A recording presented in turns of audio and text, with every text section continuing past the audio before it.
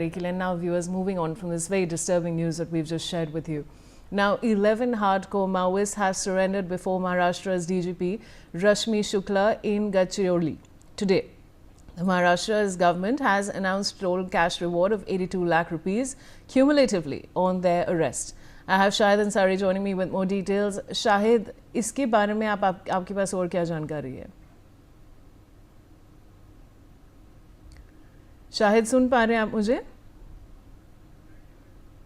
All right, we'll try and reconnect with Shahid, but viewers, of course, now 11 hardcore Maoists have surrendered before Maharashtra's DGP Rashmi Shukla in Gadchiroli today.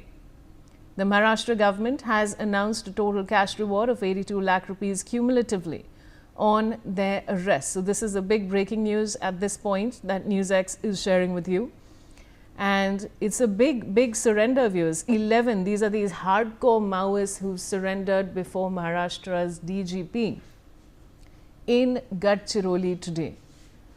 And the Maharashtra government had, of course, announced a total cash reward of 82 lakh rupees on their arrest. I have Shahid Ansari joining me with more details. Shahid, ये जो 11 Maoists ने surrender करा है गढ़चिरौली में, इसके बारे में आपके पास क्या जानकारी है?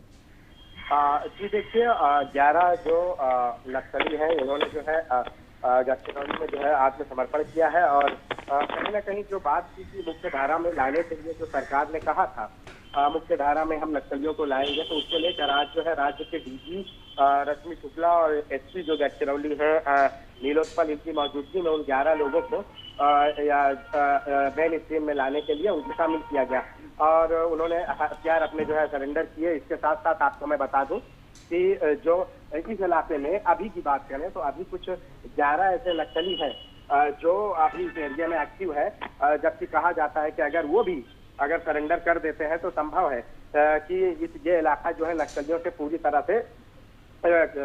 तरह से मतलब कि खत्म हो जाएगा। आपको बता दें कि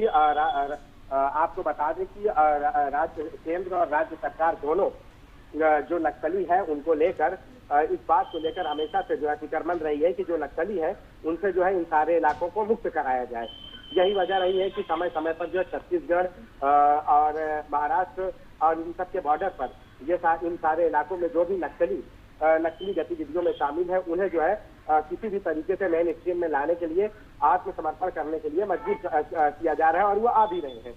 इससे पहले भी आपने देखा होगा कि केंद्र सरकार ने एक समय सीमा दी थी कि इस समय तक जो है सभी लोग जो है मुख्य धारा में आ जाएंगे और वो नक्सली जो एक आम शहरी की जिंदगी है, एक आम नागरिक की जिंदगी है, वो जी सकते हैं। सरकार की ये मुहिम रही है, केंद्र सरकार की इस मुहिम पर राज्य सरकार और राज्य के जितने भी पुलिस डिपार्टमेंट है उन्होंने जो है इस बात को लेकर नक्सलियों से कई बार जो है तालमेल दिखाने की कोशिश भी की, जिसका नतीजा भी निकला। यही वजह रही है कि अभी 11 नक्सली इन्होंने भी जो है सरेंडर किया है। इसके साथ साथ राज्य की जो है इस दौरान जो है राज्य के डीजी रश्मि शुक्ला और उसके साथ साथ जो वरिष्ठ अधिकारी सारे यहाँ मौजूद रहे।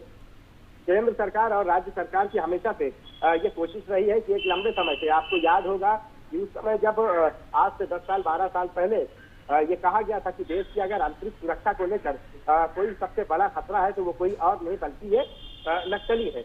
इसी बात को देखते हुए केंद्र सरकार राज्य सरकार के साथ तालमेल दिखाकर इन नक्सलियों को मुख्य धारा में वापस लाने के लिए हर संभव कोशिश कर रही है। साथ में पुलिस का योगदान भी है और इसके साथ साथ जो है कई जगहों पर बाकायदा गैर सरकारी संगठन एनजीओ इनकी मौजूदगी में नक्सलियों से जो है बातचीत करके उन्हें मुख्य धारा में लाने के लिए कहा जा रहा है और इसका काफी ज्यादा असर भी दिखा। छत्तीसगढ़, महाराष्ट्र और दूसरे कई सारे इलाकों में बड़े पैमाने पर नक्सली मुख्य धारा में वापस लौटने के लिए उन्होंने ये जो है अपने हथियार जो है छोड़े और आज जो है वो बेहतर जिंदगी जी रहे हैं। जी बहुत बहुत शुक्रिया जानकारी के लिए। And now moving on, after a huge fire broke out at Raj textile market, chief fire officer Basant